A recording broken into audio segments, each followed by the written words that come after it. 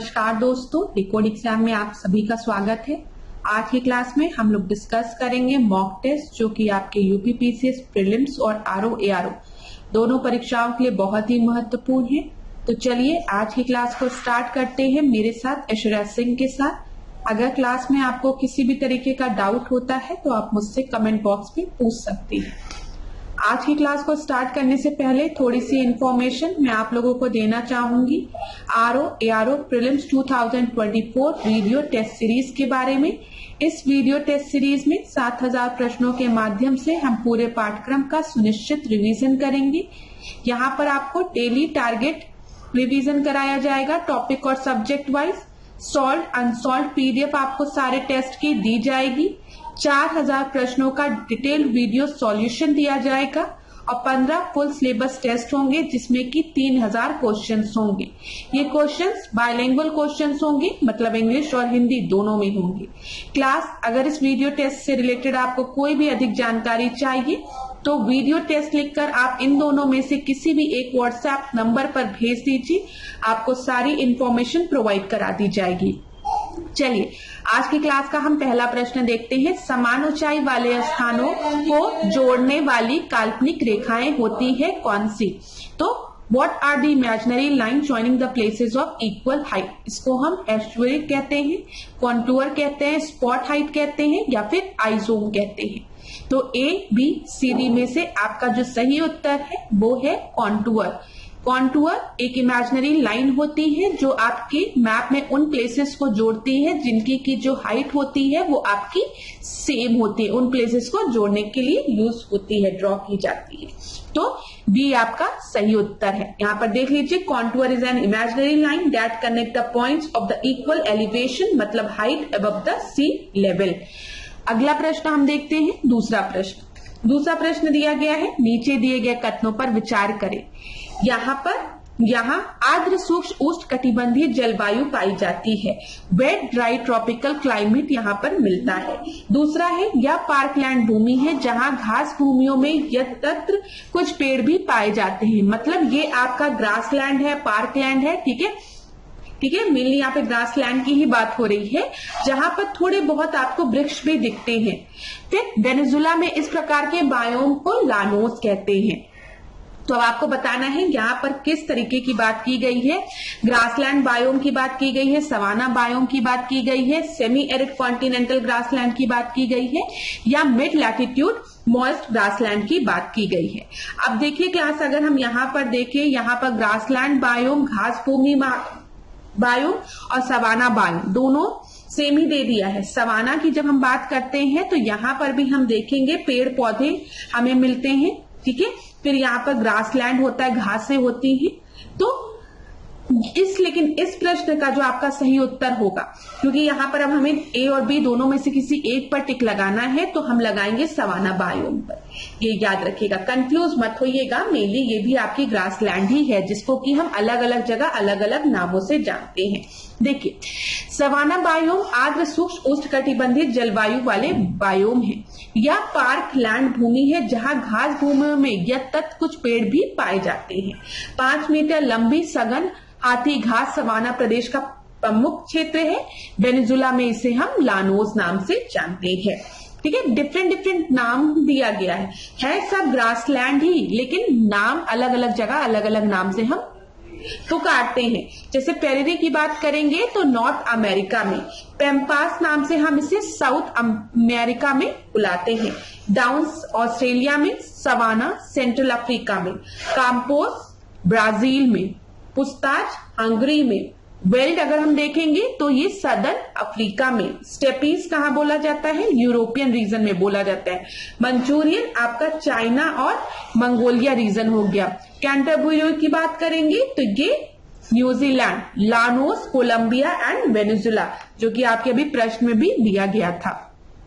तो क्लास अगर आप स्क्रीनशॉट लेना चाहें तो इस स्लाइड का स्क्रीनशॉट ले लीजिए, क्योंकि यहां से आपके पेपर में प्रश्न बनते हैं। ये परीक्षा के लिए इंपॉर्टेंट है, तो ध्यानपूर्वक इसको पढ़ लीजिएगा, याद कर लीजिएगा। अगला प्रश्न देखते हैं, तीसरा प्रश्न। ब्रिटिश कालीन भू राजस्व की महालवाड़ी व्यवस्था निम्नलिखित में से कितने प्रतिशत भूमि पर लागू थी? तो 30%, 19%, 51% या इनमें से कोई नहीं। तो यहाँ पर बताइए महालवाड़ी सिस्टम की बात की गई है। महालवाड़ी सिस्टम जो थी वो कितने प्रतिशत भूमि पे लागू थी? तो ये आपका 30% भूमि पर लागू थी। ठीक है, ए आपका सही उत्तर यहाँ पर होगा। अब आपका बचा 19% और 51%। तो मैं आपको बता दूं 19% की अगर हम देखेंगे तो ब्रिटिश कालीन भू राजस्व की कौन सी व्यवस्था 19% भूमि पर लागू थी? तो वो आपकी रैयतवाड़ी व्यवस्था थी। याद रखिएगा, रैयतवाड़ी व्यवस्था। और 51% लैंड पे कौन सी व्यवस्था आपकी लागू थी? तो वो आपकी थी, बताइए, वो आपकी, यहाँ पर थोड़ा सा क्लास कंफ्यूजन हो गया, ये आपकी रैयतवाड़ी हो जाएगी, ये स्थायी बंदोबस्त हो जाएगा और ये रैयतवाड़ी हो जाएगी। याद रखिएगा। अब देखिए स्टूडेंट कंफ्यूज होते हैं रैयतवाड़ी और महालवाड़ी सिस्टम में। तो रैयतवाड़ी महालवाड़ी सिस्टम को हम इस फिगर से समझ सकते हैं। इधर आपको पता है कि सारे रेवेन्यू, सारे टैक्स कौन कलेक्ट करता है? तो वो आपके ब्रिटिश राज कलेक्ट करते थे, ब्रिटिश ऑफिसर कलेक्ट करते थे। उनको ये टैक्स रेवेन्यू कौन देते थे? फार्मर्स देते थे। तो जब फार्मर्स डायरेक्ट टैक्स को ब्रिटिशर्स को देते थे तो हम उसको रैयतवाड़ी व्यवस्था कहते थे। ठीक है, और यहीं पर अगर कोई मिडिल मैन आ जाता था जो कि फार्मर्स से टैक्स को कलेक्ट करने के बाद ब्रिटिशर्स को देता था, तो उसे हम महालवाड़ी व्यवस्था कहते थे। ठीक है, याद रखिएगा। ये इस फिगर से आपको एकदम आसानी से समझ में आ गया होगा। रैयतवाड़ी में फार्मर्स जो थे वो टैक्स डायरेक्टली ब्रिटिश ऑफिसर्स को देते थे और महालवाड़ी सिस्टम में फार्मर्स अपने टैक्स को किसी मिडिल मैन को देते थे और वो सारे फार्मर्स से टैक्स कलेक्ट करने के बाद, सारे महल से टैक्स कलेक्ट करने के बाद ब्रिटिशर्स को देता था। ठीक है, ये चीज क्लियर हो गई।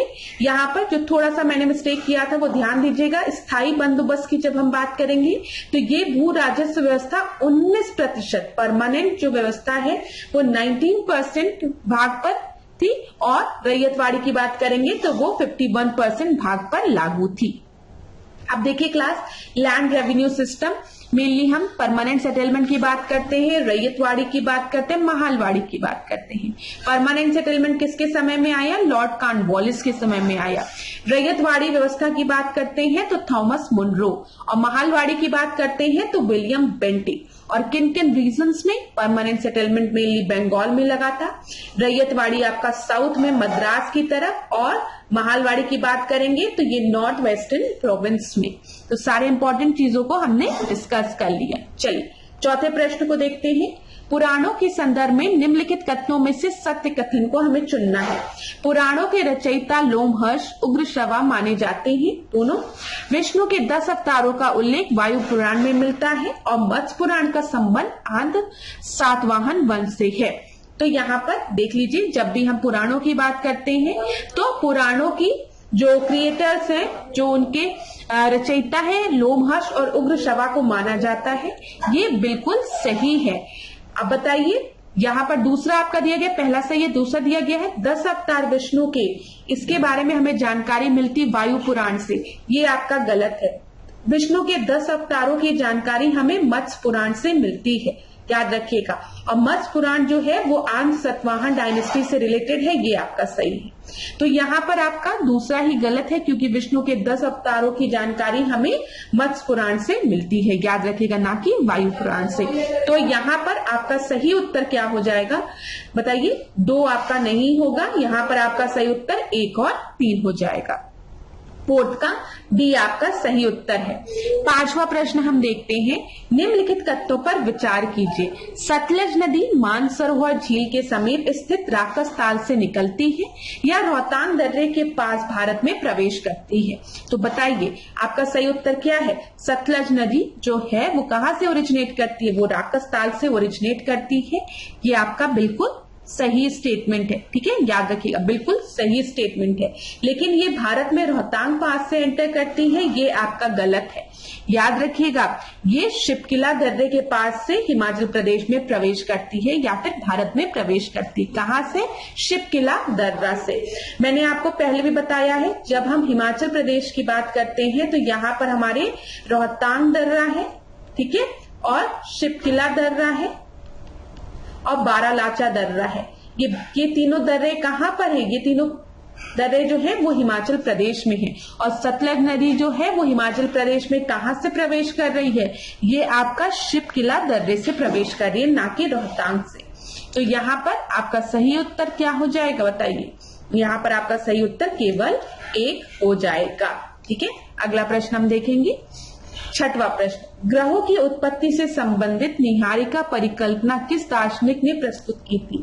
डायरेक्ट प्रश्न है। नेबुला हाइपोथेसिस किसके द्वारा पेश किया गया था, ये प्रश्न पूछा गया है। तो चैम्बरलिन द्वारा, काउंट द्वारा, जेम्स जीन द्वारा या फिर लाप्लास द्वारा। तो यहाँ पर आपका सही ABCD में से कौन सा है। यहाँ पर आपका जो सही उत्तर है वो है लाप्लास द्वारा। डी आपका सही उत्तर है। ठीक है, अगला प्रश्न हम देखेंगे। अगला प्रश्न देखिए, 7वां प्रश्न। एक तरफ आपको संत दिए गए हैं, दूसरी तरफ संप्रदाय दिया गया है, तो आपको बताना है कौन से संत किस संप्रदाय से रिलेटेड है। तो यहाँ पे रामानुजाचार्य लिखा है, माधवाचार्य लिखा है, वल्लभाचार्य लिखा है, निम्बार्काचार्य लिखा है। तो रामानुजाचार्य की जब हम बात करते हैं तो ये आपके श्री संप्रदाय से रिलेटेड है, तो ए का क्या हो जाएगा, 4th हो जाएगा। ठीक है, माधवाचार्य की बात करेंगे तो ये ब्रह्म संप्रदाय से रिलेटेड है। वल्लभाचार्य की बात करेंगे तो ये रुद्र संप्रदाय से, और निम्बार्काचार्य की बात करेंगे तो ये सनक संप्रदाय। तो आपका सही उत्तर क्या हो जाएगा, बी जो है वो आपका सही उत्तर है। ठीक है, अब देख लीजिए क्लास, एक बार और रिवाइज कर लीजिए। श्री संप्रदाय की जब हम बात करेंगे तो इसके प्रवर्तक कौन है, रामानुजाचार्य है, याद कर लीजिएगा। और दर्शन किस तरीके का इन्होंने दिया है, विशिष्ट द्वैतवाद की बात इन्होंने की है। ब्रह्म समाज की बात करेंगे तो यहाँ पर प्रवर्तक जो है वो आपके माधवाचार्य है। ठीक है, और फिर इन्होंने किस तरीके का दर्शन दिया है, द्वैतवाद का। ठीक है, द्वैतवाद का। रुद्र संप्रदाय के कौन है, विष्णु स्वामी है, और इन्होंने शुद्ध द्वैतवाद की बात की है। संकादिक संप्रदाय की बात करेंगे तो निम्बार्काचार्य, द्वैतवाद। नींबू में 2 बीज होते हैं, तो आप याद रख सकते हैं यहाँ पे द्वैतवाद की बात निम्बार्काचार्य ने की है। ठीक है, रुद्र संप्रदाय की बात करेंगे तो वल्लभाचार्य, और इन्होंने शुद्ध द्वैतवाद दिया है। तो क्लास स्क्रीनशॉट ले लीजिए, इसको पढ़ लीजिए, यहाँ से आपके परीक्षा में प्रश्न रिपीट कर जाते हैं, तो इम्पोर्टेंट है परीक्षा के लिए। अगला हम देखते हैं 8वां प्रश्न। प्रथम भारतीय साम्राज्य किसने स्थापित किया था। Who established the first Indian empire, Kanishka, Harsha, Chandragupta Maurya या फिर समुद्रगुप्त। तो ABCD में से आपका सही उत्तर क्या है, वो है चंद्रगुप्त मौर्य। तो प्रथम भारतीय साम्राज्य की स्थापना चंद्रगुप्त मौर्य द्वारा की गई थी। आप सभी को पता होगा कि मौर्यन एम्पायर के संस्थापक कौन है, चंद्रगुप्त मौर्य हैं। और चंद्रगुप्त मौर्य को किसने गाइड किया था, कौटिल्य ने। ठीक है, जिनको कि हम विष्णुगुप्त के नाम से भी जानते हैं, और किस नाम से जानते हैं बताइए, उनको हम चाणक्य के नाम से भी जानते हैं। चंद्रगुप्त मौर्य ने जो लास्ट रूलर था धनानंद नंद वंश का, उनको डिफीट भी किया था। इस प्रश्न का सही उत्तर आपका सी है। चलिए अगला प्रश्न हम देखेंगे, 9वां प्रश्न। निम्नलिखित में से कौन सा कथन सही नहीं है। तो देखते हुए चलते हैं कि ऑप्शन को, चाणक्य को बचपन में विष्णुगुप्त के नाम से भी जाना जाता था। अभी थोड़ी देर पहले ही मैंने आपको बताया है, चाणक्य, विष्णुगुप्त, कौटिल्य, इनको हम 3 नामों से जानते हैं। सर्वप्रथम विलियम जोन्स ने सेंड्रोकोटस और एंड्रोकोटस नामों को चंद्रगुप्त मौर्य से संबंधित किया था। ये बिल्कुल सही है। लास्ट क्लास में हमने डिस्कस भी किया था कि जैसे प्रियदर्शी अशोक, ठीक है, फिर अमितघात बिंदुसार, एंड्रोकोटस या सेंड्रोकोटस विलियम्स जोन्स ने किसको बोला है, चंद्रगुप्त मौर्य को बोला है। ये उपाधियां हैं। ठीक है, चंद्रगुप्त मौर्य, विलियम जोन्स ने इनको उपाधि ये दी नहीं है। इन्होंने कहा है कि संदर्भित किया है, कि रिफर किया है कि सेंड्रोकोटस और एंड्रोकोटस ये जो उपाधियां थी उस समय वो चंद्रगुप्त मौर्य के लिए प्रयोग में लाई जाती थी। ठीक है, ये बोला है इन्होंने। फिर चंद्रगुप्त मौर्य प्रथम ऐसा शासक था जिसके साम्राज्य की विस्तार ब्रिटिश साम्राज्य से भी बड़ा था। ये भी आपका बिल्कुल सही है। कौटिल्य की कृति मुद्राक्ष ने चंद्रगुप्त मौर्य और चाणक्य की गतिविधियों पर प्रकाश डाला। ये आपका गलत है, क्योंकि मुद्राक्ष की हम बात करेंगे तो वो कौटिल्य की कृति नहीं है, वो विशाखा दत्त की कृति है, याद रखिएगा। तो आपका सही उत्तर क्या हो गया, ए आपका सही उत्तर हो गया। विशाखा दत्त की कृति मुद्राक्ष से चंद्रगुप्त मौर्य और चाणक्य की गतिविधियों पर प्रकाश पड़ता है। चलिए अगला प्रश्न हम देखते हैं, 10वां। 10वें प्रश्न को ध्यान से पढ़िए। विजयनगर के शासक कृष्णदेव राय की कराधान व्यवस्था से संबंधित निम्नलिखित कथनों पर विचार कीजिए। भूमि की गुणवत्ता के आधार पर भू राजस्व की दर नियत होती थी। ठीक है, जो टैक्स कलेक्ट करना रहता था, रेट ऑफ लैंड रेवेन्यू जो कलेक्ट करना रहता था, वो किसके बेसिस पे आपका डिसाइड होता था कि किस तरीके की भूमि की गुणवत्ता है, क्वालिटी ऑफ लैंड पे। ये बिल्कुल सही है। कारखानों के निजी स्वामी एक औद्योगिक कर देते थे। Private owner of factories paid and industrial tax, ये भी बिल्कुल सही है। यहाँ पर आपके दोनों ही ऑप्शन सही है और उत्तर क्या हो जाएगा? सी आपका सही उत्तर हो जाएगा। देखिए, विजयनगर के शासक कृष्णदेव राय की कराधान व्यवस्था हेतु भूमि की गुणवत्ता के आधार पर भू राजस्व की दर सामान्य भूमि, नम भूमि एवं वन भूमि के अनुसार तय की जाती थी। साथ ही उन्होंने कारखानों के निजी स्वामी से औद्योगिक कर भी लिया था। अच्छी अर्थव्यवस्था विजयनगर साम्राज्य की एक पहचान होती थी। गृह कर मतलब घर से हाउस टैक्स भी कृष्णदेव राय के काल में लागू था। बरबोसा, पायस, नून जैसे जो यात्री थे, उसके श्रेष्ठ प्रशासन और उनके शासन काल में साम्राज्य की समृद्धि की चर्चाएं की है इन लोग ने। ठीक है, परीक्षा में डायरेक्ट प्रश्न पूछा जाता है कि बरबोसा, नूनिज ने किसकी प्रशासन की, किसके समय की बात की है, तो वो भी आप याद रखें, कृष्णदेव राय की। तुंगभद्र नदी पर एक बड़े बांध का निर्माण भी कृष्णदेव राय ने कराया था।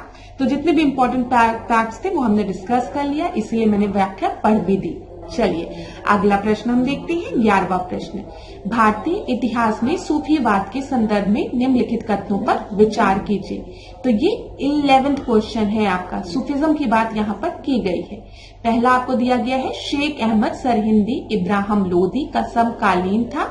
दूसरा आपको दिया गया है शेख नजीरुद्दीन चिरागे दहलवी शेख निजामुद्दीन औलिया का शिष्य था। फिर थर्ड आपको दिया गया औरंगजेब शेख सलीम चिश्ती का समकालीन था। और चौथा आपको दिया गया भारत में सूफियों की कादरी पद्धति सबसे पहले शेख नियामतुल्लाह तथा मखदूम जिलानी द्वारा लागू की गई है। तो यहाँ पर आपका सही उत्तर क्या होगा ये आपको बताना है।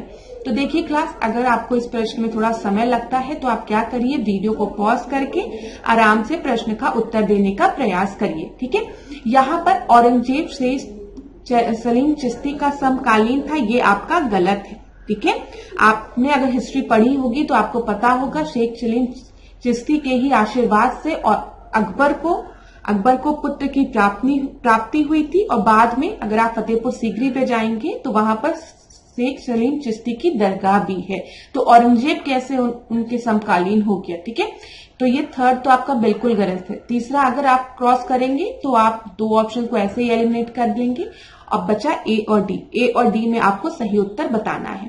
तो यहाँ पर देखिए शेख अहमद सरहिंदी इब्राहिम लोदी का समकालीन था। तो ये बताइए आपका सही है कि गलत? ये भी आपका गलत है। ठीक है, शेख अहमद सरहिंदी जो थे वो नक्शबंदी सिलसिले के एक महत्वपूर्ण संत थे जो कि अकबर और जहांगीर के समकालीन थे, ना कि इब्राहिम लोदी के।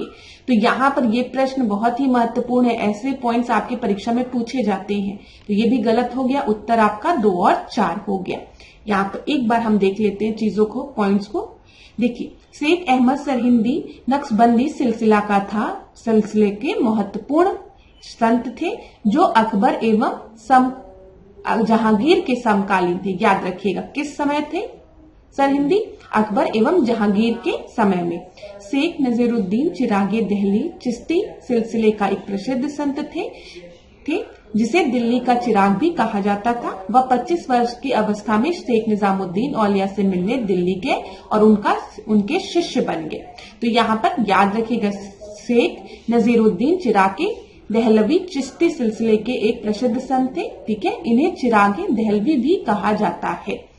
शेख सलीम चिश्ती की बात करें तो ये चिश्ती संप्रदाय के संत थे जो अकबर के समकालीन थे, मैंने आपको बताया ना। और इन्हीं के आशीर्वाद से फतेहपुर सीकरी में स्थित इनकी कुटिया में भारमल की बेटी मरियम के गर्भ में 30 अगस्त को जहांगीर का जन्म हुआ, जिनको कि सलीम कहते थे अकबर। भारत में कादेरी सिलसिला की स्थापना 15वीं शताब्दी में शेख निजामुद्दौला एवं मखदूम जिलानी द्वारा की गई है। तो सारी इंपॉर्टेंट चीजें हमने यहाँ पर डिस्कस कर लिए, जो कि आपकी व्याख्या में भी दिए गए थे। क्लास इसका स्क्रीनशॉट जरूर ले लीजिएगा, क्योंकि परीक्षा में ऐसे प्रश्न बनते हैं और स्टूडेंट्स कंफ्यूज भी होते हैं। 12वें प्रश्न को हम देखते हैं। देव समाज के संदर्भ में निम्नलिखित कथनों पर हमें विचार करना है। सबसे पहले आपको दिया गया है इस समाज की स्थापना 1887 में हुई थी। दूसरा आपको दिया गया इस समाज के उपदेशों को देवशास्त्र नामक पुस्तक में संकलित किया गया है। तो यहाँ पर आपका सही उत्तर क्या है? तो देखिए, देव समाज की जब हम बात करते हैं तो इसकी स्थापना 1887 में ही हुई थी और शिवा नारायण अग्निहोत्री ने लाहौर में इसकी स्थापना की थी। ठीक है, ये याद रखिएगा, शिवा नारायण अग्निहोत्री का नाम। तो पहला बिल्कुल सही है आपका। दूसरा देखिए, इस समाज के उपदेशों को देवशास्त्र नामक पुस्तक में संकलित किया गया है, ये भी एकदम सही है। तो यहाँ पर आपका ABCD में से सही उत्तर क्या होगा? C आपका सही उत्तर हो जाएगा। ठीक है, अब थोड़ा सा व्याख्या पर भी हम एक बार ध्यान देते हैं। देखिए, देव समाज की स्थापना 1887 में शिव नारायण अग्निहोत्री, याद रखिएगा, ने लाहौर में की थी और ये ब्रह्म समाज के पूर्व अनुयायी भी थे। इस समाज के उपदेशों का देवशास्त्र नामक एक पुस्तक में संकलित किया गया है। इसमें प्रभु की सत्ता, आत्मा की अमरता, गुरु की महत्ता और सत्कार्यों की आवश्यकता पर बल दिया गया है। 1913 के बाद शिव नारायण अग्निहोत्री द्वारा अपने द्वितीय पुत्र देवानंद को आध्यात्मिक उत्तराधिकारी नियुक्त कर दिया गया था। ठीक है, ये याद रखिएगा। तो यहाँ पर जो भी इंपॉर्टेंट चीजें मैंने अंडरलाइन की है उसको आपको याद रखना है। देव समाज 1887, लाहौर, शिव नारायण अग्निहोत्री। ठीक है, अगला हम देखते हैं 13वें प्रश्न को। 13वां प्रश्न थोड़ा सा बड़ा है, तो अगर आप चाहें तो वीडियो को आराम से पॉज कर लीजिए, एक बार प्रश्न को पढ़ लीजिए, फिर उत्तर देने का प्रयास करिएगा। तो यहाँ पर देखिए, शिवाजी के भू राजस्व व्यवस्था के संबंध में नीचे दिए गए कथनों पर विचार हमें करना है। शिवाजी का भू राजस्व व्यवस्था मलिक अंबर की भू राजस्व व्यवस्था पर आधारित था। ठीक है, फिर दूसरा आपको दिया गया है कि कर वसूली का आधार रैयतवाड़ी व्यवस्था थी तथा शिवाजी ने जमींदारी सरदेशमुखी व्यवस्था को पूर्ण रूप से समाप्त कर दिया था। ये तो बिल्कुल ही गलत लग रहा है। सरदेशमुखी की बात की जा रही है और शिवाजी ने उसको समाप्त कर दिया था, तो इसको तुरंत ही काट दो, एकदम असत्य है ये। तो दूसरा आप देख लो एक बार, यहाँ पर आपका एलिमिनेट हो गया, ये भी एलिमिनेट हो गया, तो सीधे आप आंसर पे आ सकते हो। इसीलिए मैं कहती हूँ ना, मॉक टेस्ट लगाना क्यों जरूरी है। मॉक टेस्ट लगाने पर आपको समझ में आता है कि नॉलेज तो मैटर करती है, प्लस आपको क्वेश्चन को सॉल्व करने का तरीका भी आना चाहिए। अब यहाँ पर 3 ऑप्शंस आपको दिए गए हैं। क्वेश्चन बड़ा है, एग्जामिनेशन हॉल में जब बैठोगे तो प्रेशर में बैठोगे। ठीक है, शिवाजी, अकबर सब एक साथ मिक्स हो जाएंगे, कुछ याद ही नहीं आएगा किसने क्या किया था क्या नहीं किया था। लेकिन उस समय अगर आप एक एक ऑप्शन को ध्यानपूर्वक पढ़ोगे और अगर आपको कोई भी हिंट मिलता है, उसके बेसिस पे आप अपने आंसर पे जो ऑप्शन दिए गए उसको देखोगे, तो आप काफी चीजें एलिमिनेट भी कर सकते हो। तो खुद देखो, आपको पता है कि सरदेशमुखी की व्यवस्था को पूर्ण रूप से शिवाजी ने समाप्त किया था, नहीं, तो बेसिक चीजें नहीं। जैसे आपको पता चला कि दूसरा गलत है, आपने 3 ऑप्शन को एलिमिनेट किया, आप सीधे आंसर पे आ गए। भले आपको तीसरा ऑप्शन पता है कि नहीं पता है। चौथ कर शिवाजी द्वारा पड़ोसी राज्यों से वसूला जाता था, आपकी परीक्षा में पूछा गया है चौथ के बारे में, जिसके बदले में शिवाजी पड़ोसी राज्यों को आक्रमण एवं लूटपाट से बचाने का आश्वासन देते थे। तो ये बिल्कुल सही है, ए आपका सही उत्तर है, याद रखिएगा क्लास। अब यहाँ पर हम थोड़ा सा भू राजस्व व्यवस्था देख भी लेते हैं शिवाजी के समय की। तो याद रखिएगा, शिवाजी की भू राजस्व व्यवस्था जो थी वो मलिक अंबर की भू राजस्व व्यवस्था पर आधारित थी। ठीक है, ये पहला पॉइंट आपको याद रखना है, किसकी भू राजस्व व्यवस्था पर? मलिक अंबर की। शिवाजी ने अन्नाजी दत्ता के अधीन भूमि की विस्तृत माप करवाई। माप का आधार जरीब था, ये याद रखिएगा। माप का, भूमि की विस्तृत माप का आधार क्या था? जरीब था। यहाँ पे जो भी पॉइंट्स मैं हाईलाइट कर रही हूँ वो बहुत ही इंपॉर्टेंट है। जरीब याद रखेंगे आप, मलिक अंबर के बारे में याद रखेंगे। और उपज के आधार पर उत्तम, मध्य एवं निम्न वर्ग की भूमि को बांटा गया था। किसके आधार पर? कि भूमि में कितने उत्पादन हो रहे हैं, उपज कितना हो रहा है, तो उत्तम, मध्य और निम्न वर्ग में। प्रारंभ में उपज के आधार पर उपज का 1/3 भाग भूमि कर निर्धारित किया गया था। बाद में जब शिवाजी ने अन्य स्थानीय करों एवं चुंगियों को समाप्त कर दिया, तब भूमि कर को बढ़ाकर 2/5 कर दिया गया था। ये भी याद रखिएगा। बंजर भूमि जो होती थी उन पर कोई भी कर नहीं लिया जाता था। कर वसूली का आधार रैयतवाड़ी व्यवस्था थी, परंतु शिवाजी जमींदारी व्यवस्था समाप्त नहीं कर पाए थे। ये चीज आप याद रखिएगा, ठीक है। ना ही अधिकारियों को मुकासा जागीर देना बंद कर पाए थे, ठीक है। चौथ कर पड़ोसी राज्यों से वसूली किया जाता था और सरदेशमुखी कर भी पड़ोसी राज्यों से वसूला जाता था। तो यहाँ पर दोनों चीज आपको याद रखनी, परीक्षा में चौथ और सरदेशी मुखी कर के बारे में पूछा गया था। सरदेशी मुखी वसूल करना शिवाजी अपना अधिकार मानते थे क्योंकि वे महाराज के पुश्तैनी सरदेश मुख थे, ठीक है। ये चीज क्लियर हो गई क्लास। तो यहाँ पर ध्यान दीजिएगा जो पॉइंट्स मैंने बताया। कर वसूली का आधार जो था वो रैयतवाड़ी व्यवस्था थी तथा शिवाजी ने जमींदारी, यहाँ पे आपको दे दिया गया सरदेशमुखी व्यवस्था को पूर्ण रूप से समाप्त कर दिया। ये आपका गलत था, ठीक है। चलिए अगला हम देखते हैं 14वें प्रश्न को। किसकी पदावधि में महिलाएं तथा बच्चों की कार्यावधि के घंटों को सीमित करने तथा स्थानीय शासन को आवश्यक नियम बनाने के लिए प्राधिकृत करने के लिए प्रथम फैक्ट्री अधिनियम का अभिग्रहण किया गया? तो यहाँ पर आपको बताना है किसके उस समय में। तो लॉर्ड लिटन के, लॉर्ड बेंटिक के, लॉर्ड रिपन के, लॉर्ड कैनिंग के। तो ABCD में से सही उत्तर क्या होगा बताइए।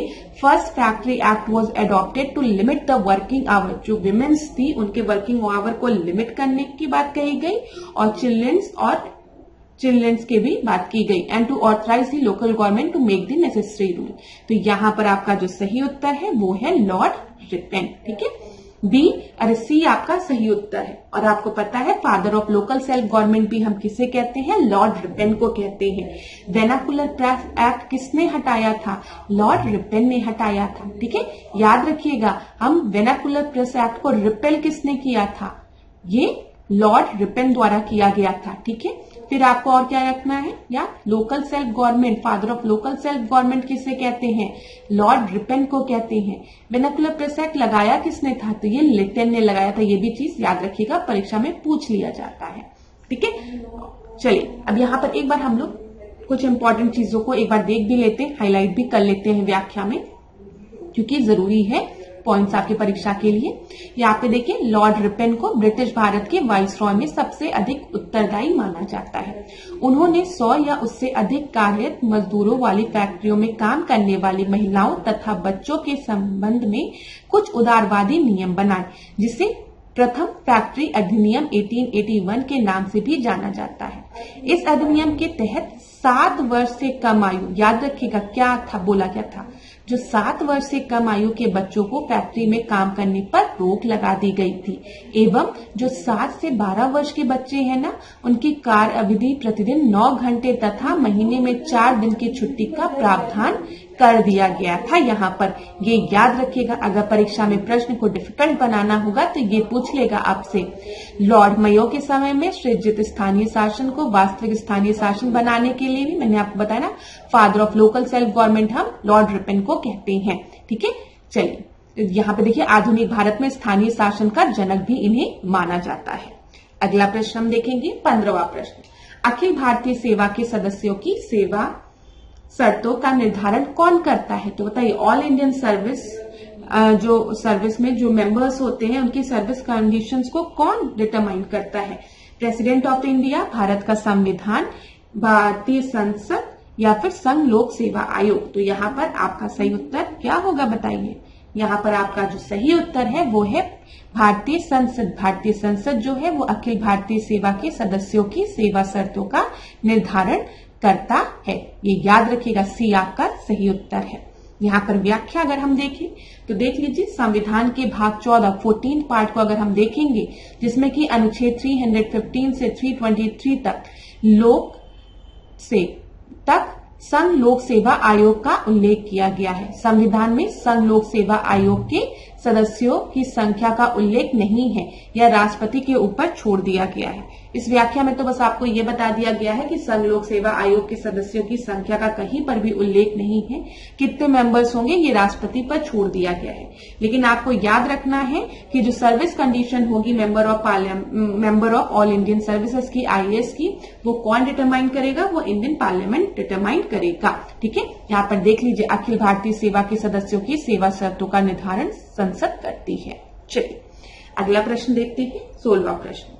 राज्यपाल को विधान परिषद में निम्नलिखित में से किस विषय से संबंधित व्यक्तियों को मनोनीत करने का अधिकार प्राप्त है? तो यहाँ पर बताइए, गवर्नर कुछ मेंबर्स को आपके नॉमिनेट करता है, जैसे प्रेसिडेंट नॉमिनेट करता है, वैसे गवर्नर भी नॉमिनेट करता है लेजिस्लेटिव काउंसिल में। यहाँ पर पूछा गया वो किस क्षेत्र से होने चाहिए, तो साहित्य लिटरेचर आपने सुना है, हाँ होता है, ठीक है। विज्ञान एवं कला होती है, ठीक है। समाज सेवा होती है। तो यहाँ पर 1, 3, 4 के बारे में बोला गया है, स्वतंत्रता सेनानी के बारे में नहीं बोला गया है। सही उत्तर क्या हो जाएगा? सही उत्तर आपका डी हो जाएगा, ठीक है। यहाँ पर देख लीजिए, राज्यपाल जो है वो लेजिस्लेटिव काउंसिल में कितने मेंबर्स को नॉमिनेट करता है? 1/6 मेंबर्स को नॉमिनेट करता है, 1/6। और ये सदस्य जो होते हैं वो किस फील्ड से रिलेटेड होते हैं? साहित्य से, विज्ञान से, कला से, सहकारी आंदोलन से और समाज सेवा में किसी या किन्हीं विषयों का विशेष ज्ञान या व्यवहारिक ज्ञान जिनके पास हो, ठीक है। याद रखिएगा, ये चीज क्लियर हो गई क्लास। तो यहाँ पर ये पॉइंट इंपॉर्टेंट है आपका। अच्छा, यहाँ पे आंग्ल भारतीय समुदाय की बात की गई है, तो मैं आपको बता दूं जो एंग्लो इंडियंस के लिए रिजर्वेशन था उसको खत्म कर दिया गया था, ठीक है। अगला हम देखते हैं 17। साधारण विधेयक के संदर्भ में निम्नलिखित कथनों में से कौन सा आपका असत्य है? तो हम देख लेते हैं ऑर्डिनरी बिल के बारे में, और हमें क्या बताना है कि कौन सा असत्य है, फॉल्स है। ध्यान दीजिएगा, साधारण विधेयक केवल राज्यसभा में ही पेश किया जा सकता है। अब तो ये तो सबसे आसान है, जब भी हम अपने ऑर्डिनरी बिल की बात करते हैं तो ये आपको पता है कि ऑर्डिनरी बिल जो है, साधारण जो बिल है, वो राज्यसभा लोकसभा दोनों में किसी में भी इंट्रोड्यूस किया जा सकता है, ठीक है। किसी में भी, राज्यसभा में भी, लोकसभा में भी। हाँ, जो मनी बिल होता है ना, वो खाली लोकसभा में ही इंट्रोड्यूस किया जा सकता है, ठीक है। फिर देखिए, इस विधेयक को बिना राष्ट्रपति की संस्तुति के प्रस्तुत किया जा सकता है, ये आपका सही है। जैसे अगर हम मनी बिल की बात करते हैं क्लास, तो मनी बिल जो है वो आपका खाली लोकसभा में ही इंट्रोड्यूस किया जा सकता है, और वहां पर जब वो इंट्रोड्यूस किया जाएगा उसके पहले प्रेसिडेंट के रिकमेंडेशन की आवश्यकता होती है। लेकिन जब हम ऑर्डिनरी बिल की बात करते हैं तो ऑर्डिनरी बिल लोकसभा राज्यसभा में दोनों में इंट्रोड्यूस किया जा सकता है, और यहाँ पर मतलब राष्ट्रपति के रिकमेंडेशन की इंट्रोड्यूस करने के पहले राष्ट्रपति के रिकमेंडेशन की आवश्यकता नहीं होती है। और एक इम्पोर्टेंट फैक्ट आपको ऑर्डिनरी बिल के बारे में और पता होना चाहिए, वो क्या है कि कभी भी अगर डेडलॉक की कंडीशन स्थापित होगी तो जो राष्ट्रपति है वो आपका ज्वाइंट सेशन बुला सकता है, और जिसकी अध्यक्षता कौन करेगा? जिसकी अध्यक्षता लोकसभा का स्पीकर करेगा, ठीक है, ये याद रखिएगा। तो यहाँ पे ज्वाइंट सेशन आपका होता है। यहाँ पर उत्तर आपका क्या होगा? कौन सा आपका गलत है? तो ये आपका गलत है। इस विधेयक को बिना राष्ट्रपति की संस्तुति के प्रस्तुत किया जा सकता है, एकदम सही है। तो गलत पूछा है, इस वजह से उत्तर ए हो जाएगा। व्याख्या में देख लेते हैं, कोई इंपॉर्टेंट पॉइंट अगर दिया है तो डिस्कस कर लेते हैं। देखिए, साधारण विधेयक को लोकसभा राज्यसभा में कहीं पर भी प्रस्तुत किया जा सकता है, मैंने आपको बता दिया। इसे या तो मंत्री द्वारा या फिर गैर सरकारी सदस्य द्वारा भी प्रस्तुत किया जा सकता है, ठीक है, या बिना राष्ट्रपति की संस्तुति के प्रस्तुत किया जाता है, ये भी बिल्कुल सही है। इसे राज्यसभा द्वारा संशोधित या अस्वीकृत किया जा सकता है, हाँ बिल्कुल सही है। अगर कोई ऑर्डिनरी बिल जो है वो आपका लोकसभा में इंट्रोड्यूस किया गया है, फिर राज्यसभा के पास भेजा गया उसको, तो अगर राज्यसभा चाहेगी तो उसको संशोधित भी कर सकती है और अस्वीकृत भी कर सकती है, ठीक है। और राज्यसभा के पास टोटल 6 माह का समय होता है कि वो अपना डिसीजन दे कि वो क्या चाह रही है। तो यही आपका लिखा है, इसे राज्यसभा अधिकतम 6 माह के लिए रोक सकती है। इसे राज्यसभा में भेजने के लिए अध्यक्ष की प्रमाण की आवश्यकता नहीं होती है। अब देखिए क्लास, यहाँ पर राज्यसभा की बात हो रही है, तो यहाँ पे जिस हम ऑर्डिनरी बिल की बात कर रहे हैं वो आपका लोकसभा में इंट्रोड्यूस हुआ है, इसी वजह से हम राज्यसभा की बात करें। राज्यसभा चाहे तो स्वीकार करे, चाहे तो अमेंडमेंट करे, मैक्सिमम 6 महीने का समय होता है, ठीक है, सारी चीजें बिल्कुल सही है। लेकिन अगर हमारा ऑर्डिनरी बिल राज्यसभा में ही इंट्रोड्यूस हुआ है और इसको लोकसभा के पास जाना है, तो जो बातें यहाँ पर राज्यसभा के लिए लिखी है कहीं ना कहीं वो लोकसभा के लिए भी हो जाएगी, क्योंकि दोनों जगह इंट्रोड्यूस हो सकता है, ठीक है।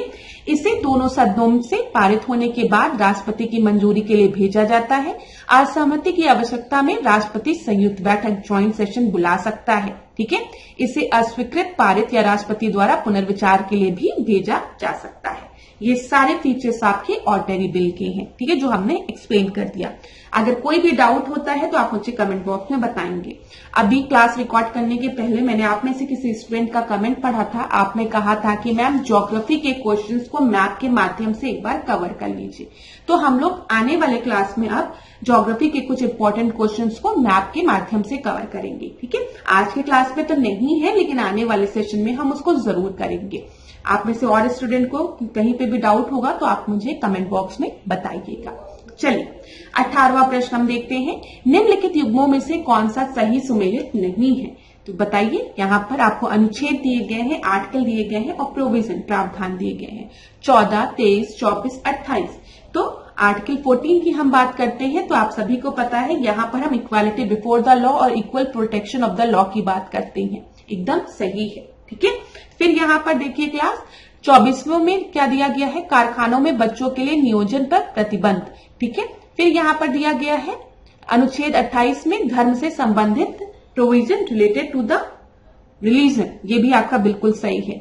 23वां देखिए, कुछ मामलों में हिरासत एवं नजरबंदी से संरक्षण, ये आपका गलत है, ठीक है, याद रखिएगा। कौन सा गलत है? आपका 23 गलत है, ठीक है। इसमें हम दास्ता के अंत की बात करते हैं, ना कि इसकी। तो बी आपका सही उत्तर हो जाएगा। एक बार व्याख्या देख लेते हैं। जो 23वां है वो अमेरिकी संविधान के 13वें संशोधन की तरह है, जिसमें दास्ता का अंत की बात कही गई है, ठीक है, ये याद रखिएगा। बॉन्डेड लेबर की प्रोहिबिशन ऑफ बॉन्डेड लेबर की बात की गई है। चलिए यहाँ पर देख लीजिए 20वें में हम अपराधियों के लिए दोष सिद्धि के संबंध में संरक्षण की बात करते हैं। आपको पता है 14 में मैंने बताया इक्वल प्रोटेक्शन ऑफ लॉ और इक्वालिटी बिफोर द लॉ की बात की गई है, ठीक है। प्राण और दैहिक स्वतंत्रता का संरक्षण 21 में हमने बात की है। प्रारंभिक शिक्षा का अधिकार जो है वो 21A में हमने बात की है।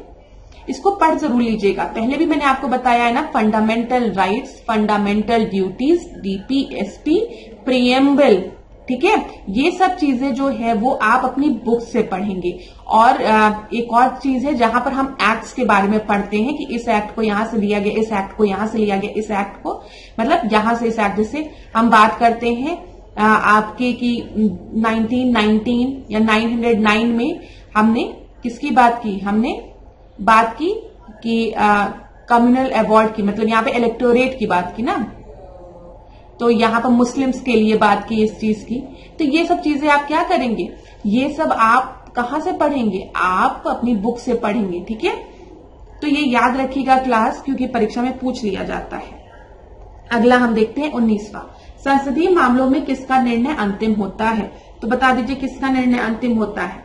यहाँ पर प्रधानमंत्री का, लोकसभा अध्यक्ष का, राष्ट्रपति का, या फिर कोई नहीं। तो यहाँ पर याद रखिएगा, ज्यादातर स्टूडेंट क्या करेंगे? प्रेसिडेंट पर टिक लगा के चले आएंगे। ऐसा नहीं है। जब हम संसदीय मामलों की बात करते हैं तो यहाँ पर जो लोकसभा अध्यक्ष होता है उसका जो निर्णय होता है वो अंतिम होता है, ठीक है। तो सही उत्तर क्या हो गया आपका? बी आपका सही उत्तर हो गया, ठीक है। अगला प्रश्न हम देखें, 20वां प्रश्न। प्रधानमंत्री सहित मंत्रिपरिषद के सदस्यों की कुल संख्या लोकसभा की कुल संख्या के कितने प्रतिशत से अधिक नहीं होनी चाहिए? तो यहाँ पर बोला गया है total number of members of council of minister including the prime minister should not exceed what percentage of total number of Lok Sabha. तो यहाँ पर ये जो प्रोविजन था सबसे पहले किस कॉन्स्टिट्यूशनल अमेंडमेंट एक्ट के थ्रू जोड़ा गया, आप लोग मुझे बताइए। तो ये 91st कॉन्स्टिट्यूशनल अमेंडमेंट एक्ट के थ्रू इसे जोड़ा गया, ठीक है, जो कि 2003 में आया था। इसमें क्या बोला गया था कि 15% से ज्यादा नहीं होनी चाहिए। तो यहाँ पर आपका सही उत्तर डी होगा। ये प्रश्न आपके परीक्षा में पूछा गया है पहले भी, ठीक है। तो चलिए क्लास अगला देखते हैं 21वां प्रश्न। वर्ष 2011 की जनगणना के अंतिम आंकड़ों के अनुसार स्त्री साक्षरता वाले शीर्ष राज्य केंद्र शासित प्रदेशों का सही क्रम क्या है? लास्ट क्लास में हमने फीमेल लिटरेसी नहीं मेल लिटरेसी की बात की थी। आज हम फीमेल लिटरेसी की बात करते हैं, ठीक है। और यहाँ पर हम क्या बात करें? Top state union territories with female literacy as per the final figure of 2011। तो सबसे पहले तो आपको पता है लिटरेसी में हाईएस्ट रैंक पर कौन है, फर्स्ट कौन है, केरला है। और अगर आप देखेंगे ABCD में से केरला कहीं पर भी नहीं दिया है, तो थोड़ा सा दुख होगा आपको ये देख के। लेकिन दूसरे नंबर पर मिजोरम है, अगर आपने देखा होगा मिजोरम में 89.3% लिटरेसी है। तो यहाँ पर देखिए मिजोरम दिया गया है, तो हाँ मिजोरम दिया गया है। और जैसे ही मैंने देखा दूसरे नंबर का मिजोरम दिया गया, तुरंत मैंने C पर टिक लगा दिया। ठीक है, इसी तरीके से परीक्षा में भी आपको करना है। C आपका सही उत्तर है। यहाँ पर देख लीजिए स्त्री साक्षरता में केरल जो है वो सबसे पहले नंबर पर है, फिर मिजोरम है, फिर लक्षद्वीप है, फिर गोवा है और लास्ट में त्रिपुरा है। तो याद रखिएगा। क्लास सेंसस आप लोग जरूर पढ़िएगा। मैं बार बार आपसे हर टेस्ट में यही कहती हूँ कि सेंसस आपका एक दिन में नहीं कंप्लीट होगा। आपको क्या करना है, रोज सेंसस 15 से 20 मिनट पढ़ना है। आज फीमेल लिटरेसी पढ़ लीजिएगा, कल मेल लिटरेसी पढ़ा था, मतलब लिटरेसी पढ़ लीजिएगा, सेक्स रेशियो पढ़ लीजिएगा। ठीक है, 2-3 टॉपिक्स को पढ़ लीजिएगा, फिर कल उसको 2 मिनट रिवाइज करिएगा और कुछ नए टॉपिक्स को एड ऑन करिएगा।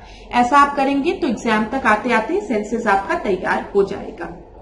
अगला प्रश्न हम देखते हैं 22वां। निम्न में से सर्वाधिक जन घनत्व वाला जिला कौन सा है। अब देखिए पॉपुलेशन डेंसिटी से रिलेटेड प्रश्न पूछ लिया है, तो आज पॉपुलेशन डेंसिटी भी आप देख सकते हैं। तो यहाँ पर गौतम बुद्ध नगर दिया है, चेन्नई दिया है, गोरखपुर दिया है और मणिपुर दिया है। तो ABCD में से आपका सही उत्तर क्या है। देखिए जब जन घनत्व वाले जिले की बात करेंगे तो सबसे ज्यादा जन घनत्व जो है वो दिल्ली में है, लेकिन दिल्ली आपको ऑप्शन में नहीं दिया है। और उसके बाद चेन्नई में है, चेन्नई दिया है तो हम B को टिक लगा देंगे। तो आज एक काम करिए, पॉपुलेशन डेंसिटी भी एक बार पढ़ लीजिए। अभी हम और सेंसस से रिलेटेड प्रश्न डिस्कस कर रहे हैं। देखिए अब हम लोग हिंदू जनसंख्या वाले केंद्र शासित प्रदेशों की बात करते हैं। वर्ष 2011 की जनगणना के अंतिम आंकड़ों के अनुसार शीर्ष हिंदू जनसंख्या वाले केंद्र शासित प्रदेशों का सही क्रम क्या है, आपको बताना है। तो बताइए, ABCD का ऑप्शन आप पढ़िए आराम से, क्योंकि बार बार इसको रिपीट करने में समय बर्बाद होता है। तो अगर हम देखेंगे वर्ष 2011 की जनगणना के अनुसार, तो उसमें हम अगर देखेंगे क्लास शीर्ष हिंदू जनसंख्या वाले आपके जो आपके केंद्र शासित प्रदेश है, तो सबसे ऊपर जो है वो दादर नगर हवेली है, फिर दमन दीव है और उसके बाद दिल्ली है। तो यहाँ पर देख लीजिए दादर नगर हवेली, फिर दमन दीव और दिल्ली। तो सही ऑप्शन आपको क्या मिल गया, ABCD में से C आपको सही आंसर मिल गया। यहाँ पर देख लीजिए केंद्र शासित प्रदेश UTs की बात हो रही है। जनसंख्या प्रतिशत में किनकी जनसंख्या की बात की गई है, हिंदू जनसंख्या की बात की गई है। दादर नगर हवेली में 93.93%, 90.50%, ठीक है, और दिल्ली में 81.68% है आपका। अगला हम देखते हैं 24वां प्रश्न। निम्नलिखित नेशनल पार्कों में किसमें जलवायु उष्णकटिबंधीय से उपोष्ण और शीतोष्ण और आर्कटिक तक परिवर्तित होती है। तो यहाँ पर बताइए कहाँ होती है। यहाँ पर बोला गया है किस नेशनल पार्क में जो क्लाइमेट है वो आपका वेरी करता है tropical to sub tropical to temperate and arctic. तो यहाँ पर आपका सही उत्तर क्या होगा, कंचनजंगा कहाँ पर है बताओ। कंचनजंगा सिक्किम में है। नंदा देवी नेशनल पार्क बोला गया है, नवेरा वैली नेशनल पार्क बोला गया है और लास्ट में नामदाफा नेशनल पार्क बोला गया है। नंदा देवी नेशनल पार्क कहाँ है, ये उत्तराखंड में है, उत्तराखंड के चमोली में स्थित है जिले में। ठीक है, याद रखिएगा। कंचनजंगा मैंने आपको बता दिया है सिक्किम में है। ठीक है, नवेरा वैली नेशनल पार्क की बात करेंगे तो ये आपका कहाँ है, ये आपका है पश्चिम बंगाल में। और नामदाफा की बात करेंगे तो ये अरुणाचल प्रदेश में है। ठीक है, अरुणाचल प्रदेश के नामदाफा में अगर आप देखेंगे तो यहाँ पर आपको उष्णकटिबंधीय उपोष्ण तथा आर्कटिक प्रकार के वन मिलते हैं। ठीक है, ये चीज याद रखिएगा, पेड़ पौधे मिलते हैं। तो यहाँ पर आपका सही उत्तर क्या होगा, नामदाफा अरुणाचल प्रदेश, D आपका सही उत्तर होगा। नेशनल पार्क से रिलेटेड प्रश्न परीक्षा में हर साल पूछे ही जाते हैं। 25वां प्रश्न अब हम देखेंगे। खादी और ग्रामोद्योग आयोग के हनी मिशन के संदर्भ में निम्नलिखित कथनों में से कौन से कथन आपके सही हैं। तो जल्दी से इसका उत्तर दीजिए। हनी मिशन के तहत खादी और ग्रामोद्योग आयोग किसानों को परीक्षण के साथ मधुमक्खियों के पालन हेतु बक्से भी प्रदान करता है। ये बिल्कुल सही है, यहाँ पर बक्से प्रदान किए जाते हैं। ठीक है, फिर इस मिशन को स्वीट रिवॉल्यूशन के अनुरूप वर्ष 2016 में आपका क्या किया गया था, आपका प्रारंभ किया गया था। तो यहाँ पर आपका सही उत्तर क्या है, यहाँ पर पहला तो बिल्कुल सही है, लेकिन यहाँ पर जो स्वीट रिवॉल्यूशन के अनुरूप, ठीक है, स्वीट रिवॉल्यूशन के अनुरूप इसकी शुरुआत 2016 में नहीं की गई थी, 2021 के समय में की गई थी। तो यहां पर याद रखिएगा सही उत्तर केवल आपका ए होगा, 1 आपका सही उत्तर है। यहाँ पर देख लीजिए, मधुमक्खी पालन और इससे जुड़ी गतिविधियों को बढ़ावा देने के लिए वर्ष 2016 में मीठी क्रांति की शुरुआत की गई थी। ठीक है, ये चीज क्लियर है। लेकिन हम जब बात आपसे कर रहे हैं honey mission of khadi and village industry की, तो ये आपका कब शुरू हुआ है? यहाँ पर देखिए, खादी एवं ग्राम उद्योग आयोग द्वारा हनी मिशन अगस्त 2017 में प्रारंभ हुआ है। ठीक है, ये याद रखिएगा। कब? अगस्त 2017 में। मैंने अभी थोड़ी देर पहले 21 बोला है, उसको आप सही कर लीजिए। ये कब प्रारंभ हुआ है? 2017 में। यहाँ पर जो व्याख्या में लिखा है इस पर ध्यान दीजिएगा, गलती से मैंने वो बता दिया। चलिए, इतनी चीजें क्लियर हो गई क्लास। तो अगले प्रश्न को देखते हैं, 26वें प्रश्न को। मखलीपुत्र घोषाल ने निम्नलिखित में से किस संप्रदाय की स्थापना की थी? तो बताइए। यहाँ पर आजीवक संप्रदाय की। ठीक है, यहाँ पर आपका सही उत्तर क्या होगा? फिर यहाँ पे अक्रियवाद की, यक्षावादी की, शून्यवाद की। तो आजीविका या आजीवक की अगर हम बात करें तो ये आपका सबसे पहला नास्तिकवादी भौतिकवादी संप्रदाय था। और इस संप्रदाय की स्थापना किसने की थी? मखलीपुत्र घोषाल ने। ठीक है, ये याद रखिएगा। तो उत्तर आपका क्या सही हो गया? ए आपका सही हो गया। 27वां प्रश्न देखेंगे। निम्न युगों में से कौन सा एक सही सुमेलित है? तो यहाँ पर आपको महाजनपद दिए गए हैं और उनकी कैपिटल्स दी गई हैं। तो ये भी आगे परीक्षा में कई बार पूछा जाता है। तो देखिए, आपको दिया गया अंग की शक्तिमती, पुरु की विराटनगर, गांधार की तक्षशिला, अस्मक की राजपुर। यहाँ पे कौन सा एक सही सुमेलित है? तो एक ही सही सुमेलित है। तो यहाँ पर गांधार की अगर हम देखेंगे तो तक्षशिला कैपिटल थी। सी आपका जो है वो आपका बिल्कुल सही है। ठीक है, याद रहेगा आपको।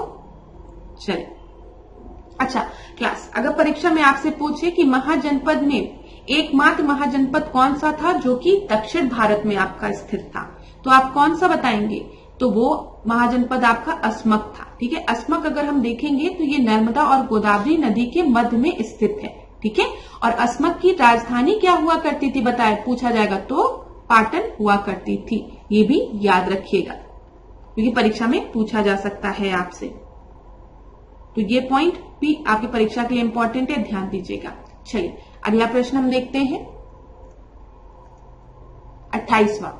किसने सचिंद्रनाथ सान्याल द्वारा स्थापित हिंदुस्तान रिपब्लिक एसोसिएशन का नाम बदलकर हिंदुस्तान सोशलिस्ट रिपब्लिक एसोसिएशन कर दिया था? ये आसान प्रश्न है। तो यहाँ पर रास बिहारी बोस की बात की गई है, बटुकेश्वर दत्त की, सरदार भगत सिंह की, चंद्रशेखर आजाद की। तो आप सभी को पता है कि जब हम बात करते हैं हिंदुस्तान रिपब्लिक एसोसिएशन HRA 1924 में, कब? 1924 में कानपुर में, याद रखिएगा, कानपुर में सचिंद्रनाथ सान्याल, राम प्रसाद बिस्मिल और योगेश चंद्र द्वारा इसकी स्थापना की गई थी। और इसी को 1928 में दिल्ली में इसके नाम को परिवर्तित कर दिया गया।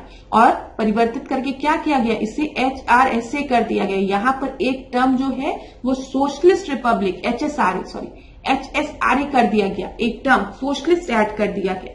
तो याद रखिएगा, ये किसके नेतृत्व में किया गया था? तो चंद्रशेखर आजाद के नेतृत्व में किया गया था। इसका नाम बदलकर हिंदुस्तान सोशलिस्ट रिपब्लिक एसोसिएशन कर दिया गया था। ठीक है, तो यहाँ पर आपका सही उत्तर क्या हो जाएगा? डी आपका सही उत्तर हो जाएगा। और HSRA की स्थापना की बात करेंगे तो इसमें HSRA में आपके भगत सिंह भी जुड़े थे, सुखदेव भी जुड़े थे, भगवती चरण वोहरा भी जुड़े थे। तो यहाँ पर डायरेक्ट प्रश्न था, तो डी आपका सही उत्तर है। याद रखिएगा, HRA का गठन 1924 में हुआ था। ठीक है, कहाँ पे? कानपुर में। कौन कौन मेंबर्स थे? सचिंद्रनाथ सान्याल, राम प्रसाद बिस्मिल और योगेश चंद्र। ठीक है, और इसी को 1928 में HSRA कर दिया गया, सोशलिस्ट टर्म जोड़ा गया, किसके नेतृत्व में? चंद्रशेखर आजाद के नेतृत्व में। अगला प्रश्न हम देखेंगे, 29वां प्रश्न। 29वां प्रश्न देखिए क्लास, क्या लिखा गया है। निम्नलिखित में से किसने 1920 के नागपुर के भारतीय राष्ट्रीय कांग्रेस के अधिवेशन में असहयोग आंदोलन के प्रस्ताव को पारित किया था? तो CR दास ने, एनी बेसेंट ने, BC पाल ने या फिर मदन मोहन मालवीय ने। तो यहाँ पर आपका सही उत्तर क्या होगा? 1920 के कोलकाता के अगर अधिवेशन की हम बात करेंगे तो याद रखिएगा 1920 में कोलकाता के विशेष अधिवेशन में गांधी जी ने असहयोग आंदोलन का प्रस्ताव रखा था। ठीक है, असहयोग आंदोलन नॉन कॉर्पोरेशन मूवमेंट 1920 चल रहा है ना, जिसको 1922 को वापस ले लिया गया था गांधी जी द्वारा। क्यों? क्योंकि चौरी चौरा कांड हो गया था, जिसमें कि पुलिस कर्मियों को पुलिस स्टेशन में बंद करके आग लगा दी गई थी। तो 1922 में महात्मा गांधी ने इसको वापस ले लिया। यहां पर जो आपका प्रश्न पूछा गया है वो पूछा गया है उस समय इंडियन नेशनल कांग्रेस को प्रिसाइड किसने किया था? तो वो CR दास थे। ये आपका सही उत्तर है। ठीक है, फिर आपको स्टोरी पता होगी कि जब चौरी चौरा कांड के बाद महात्मा गांधी ने असहयोग आंदोलन को वापस ले लिया तो इंडियन नेशनल कांग्रेस में भी एक बार और फूट पड़ गई, जिसमें कि आपके प्रो चेंजर्स थे, नो चेंजर्स थे। प्रो चेंजर्स जो थे वो कह रहे थे कि असहयोग आंदोलन में जो हमने लेजिस्लेटिव काउंसिल को, असेंबलीज को जो बायकॉट किया है, अब हम बायकॉट नहीं करेंगे, अब हम एक्शन लड़ेंगे और हम संसद में जाकर अपनी आवाज को बुलंद करेंगे, मतलब अपनी आवाज उठाएंगे, इलेक्शन में पार्टिसिपेट करेंगे। और इसी के चलते 1923 में CR दास और मोतीलाल नेहरू ने स्वराज पार्टी का भी गठन किया था। ये भी चीज आपको पता होनी चाहिए। चलिए तीसवा प्रश्न देखते हैं हम, 30 प्रश्न। महात्मा गांधी ने प्रथम आमरण अनशन कब प्रारंभ किया था? तो बताइए, पहला आमरण अनशन की बात की गई है यहाँ पर। तो सांप्रदायिक पंचायत के समय, फिर कलकत्ता के दंगों के समय, जलियांवाला बाग घटना के समय या दिल्ली के दंगों के समय आमरण अनशन की बात की गई है क्लास। तो यहाँ पर आप सभी को पता है कि 1932 का जो समय था उस समय क्या हुआ था? सेकेंड राउंड टेबल कॉन्फ्रेंस हुई थी। यहाँ पर गांधी जी भी सेकेंड राउंड टेबल कॉन्फ्रेंस में गए और सेकेंड राउंड टेबल कॉन्फ्रेंस में क्या डिमांड रख दी गई? कम्युनल अवार्ड की डिमांड फुलफिल करने की बात कही गई दलित्स के लिए, जिसके चलते महात्मा गांधी इसके फेवर में नहीं थे। वो वापस आते हैं और फिर वो आमरण अनशन करते हैं। बाद में BR अम्बेडकर और महात्मा गांधी में एक पैक्ट साइन होता है, जिसको कि हम पैक्ट क्या कहते हैं? पूना पैक्ट के नाम से भी जानते हैं। तो यहाँ पर आपका सही उत्तर क्या है? आमरण अनशन की बात की गई है, तो ये कम्युनल अवार्ड के समय की बात है। ठीक है, 30 का ए आपका सही है। यहाँ पर देख लीजिए, 18 अगस्त 1932 को मैकडॉनल्ड को एक पत्र लिखकर गांधी जी ने इस निर्णय का विरोध किया। उन्होंने यह भी धमकी दी कि सरकार यदि अछूतों के लिए पृथक निर्वाचन प्रणाली समाप्त नहीं करेगी तो 20 सितंबर 1932 से आमरण अनशन आरंभ कर दिया जाएगा। सरकार ने इस पत्र पर कोई ध्यान नहीं दिया, उल्टे उन्हीं पर आरोप लगाया कि वे दलितों का उत्थान नहीं चाहते हैं। अतः गांधी जी ने इस पंचायत के विरुद्ध 20 सितंबर 1932 को यरवदा सेंट्रल जेल में प्रथम आमरण अनशन प्रारंभ कर दिया। मदन मोहन मालवीय के प्रयासों से पुणे में गांधी जी व अम्बेडकर के मध्य एक समझौता हुआ, जिसे कि हम पूना पैक्ट के नाम से जानते हैं। ठीक है, चलिए 31 प्रश्न देखते हैं। निम्नलिखित में से कौन सा एक सही सुमेलित है?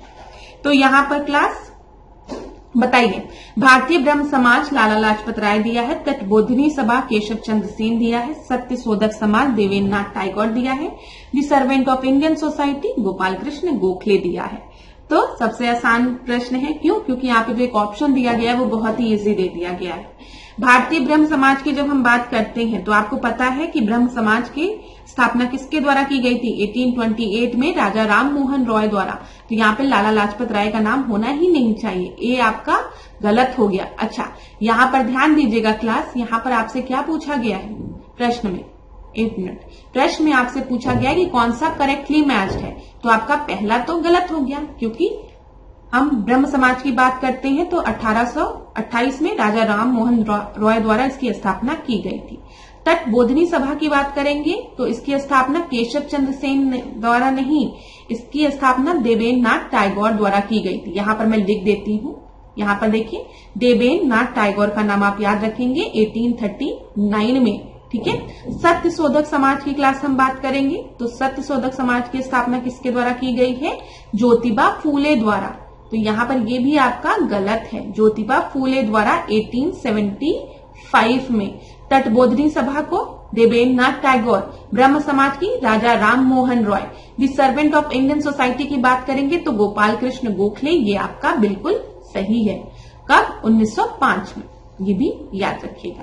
तो यहाँ पर सही उत्तर क्या हो गया? डी, क्योंकि करेक्टली मैच पूछा गया था, ABC आपका गलत था। चलिए 32वां प्रश्न देखते हैं हम। अखिल भारतीय अनुसूचित जाति संघ को इनमें से किसने स्थापित किया था? तो बताइए, all India schedule caste federation को स्टैब्लिश किसने किया था? ये हमने लास्ट क्लास में भी देखा था।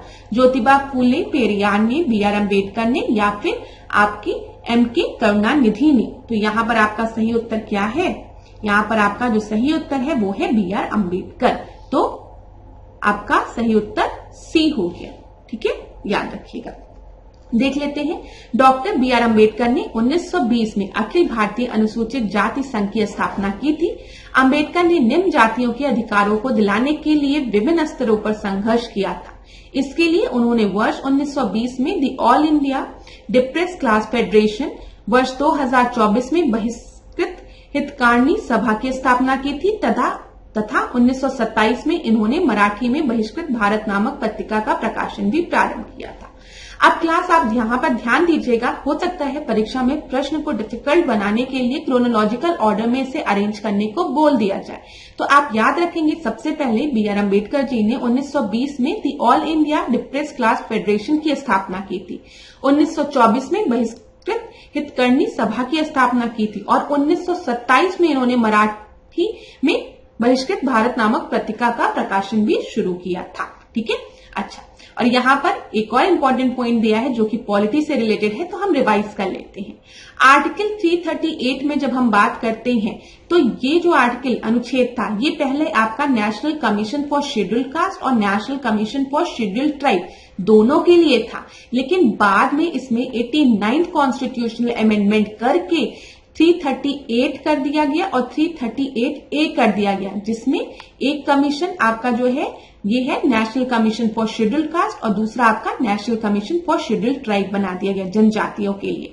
कौन सा अमेंडमेंट था? 89th कॉन्स्टिट्यूशनल अमेंडमेंट था 2003 में। ये भी पॉइंट आप याद रखिएगा। तो सारे इंपॉर्टेंट पॉइंट्स को हमने डिस्कस कर लिया है। चलिए अगला प्रश्न देखते हैं, 33वां प्रश्न। भारत के संविधान का निम्नलिखित में से कौन सा भाग नागरिकता से संबंधित है?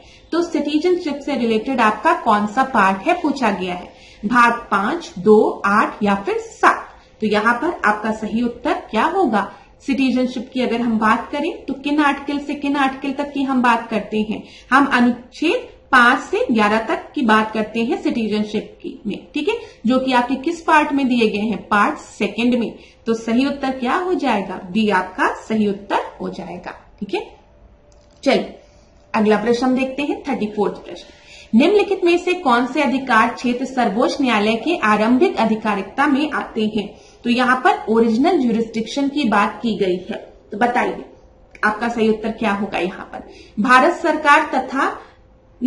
सरकार तथा एक या अधिक राज्यों के बीच में जो विवाद होंगे, जब सुप्रीम कोर्ट उसको डील करता है तो वो उसके ओरिजिनल ज्यूरिसडिक्शन में आते हैं, आरंभिक अधिकारिकता में आते हैं। दूसरा आपको दिया गया संसद के किसी भी सदन या राज्य विधानमंडल में हुए चुनाव पर विवाद जब होता है।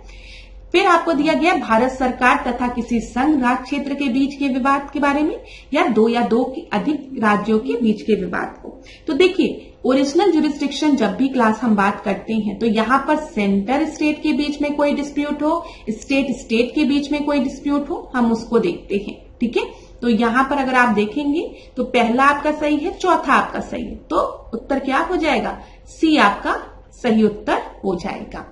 व्याख्या में देखिए, सर्वोच्च न्यायालय का मौलिक क्षेत्राधिकार ओरिजिनल ज्यूरिसडिक्शन उसे संघीय मामलों से संबंधित सभी विवादों में निर्णायक की भूमिका प्रदान करता है। संविधान के अनुच्छेद 131 के अंतर्गत सर्वोच्च न्यायालय के मौलिक क्षेत्राधिकार का वर्णन किया गया, जिसमें सेंटर स्टेट में डिस्प्यूट, स्टेट में डिस्प्यूट मेनली होते हैं। 35वां प्रश्न देखते हैं और आज की क्लास का हम आखिरी प्रश्न देखेंगे। निम्नलिखित में से किस अनुच्छेद में यह वर्णित है कि भारत के प्रत्येक नागरिक का यह कर्तव्य होगा कि वह वैज्ञानिक दृष्टिकोण, मानववाद और ज्ञानार्जन तथा सुधार की भावना का विकास करेगा? तो अगर आप इसको देखेंगे तो ये हमारे किस में बोला गया है? ये हमारे फंडामेंटल ड्यूटीज में बोला गया है, मौलिक कर्तव्यों में ना।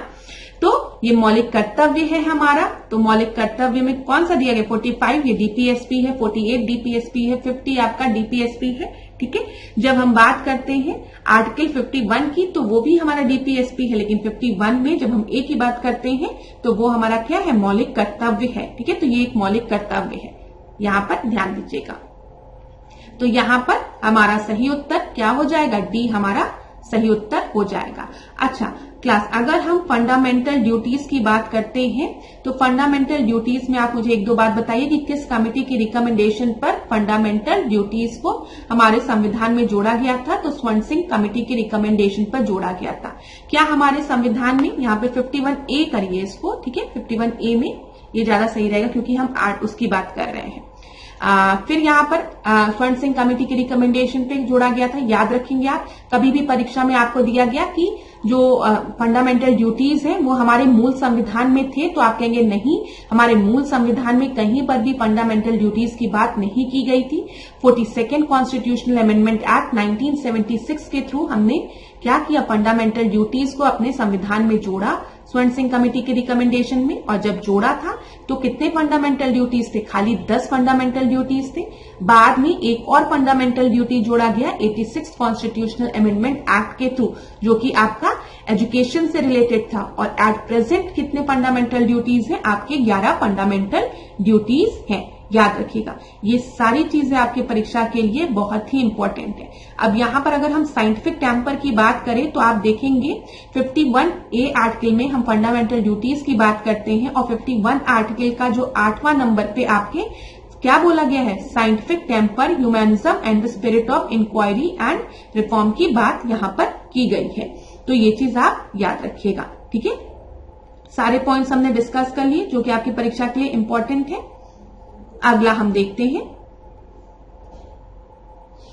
यहां पर यही चीजें आपकी दी गई है, इसको पढ़ जरूर लीजिएगा। अच्छा क्लास, आज के सेशन का ये आखिरी प्रश्न था ना, अब अगला नहीं देखना है।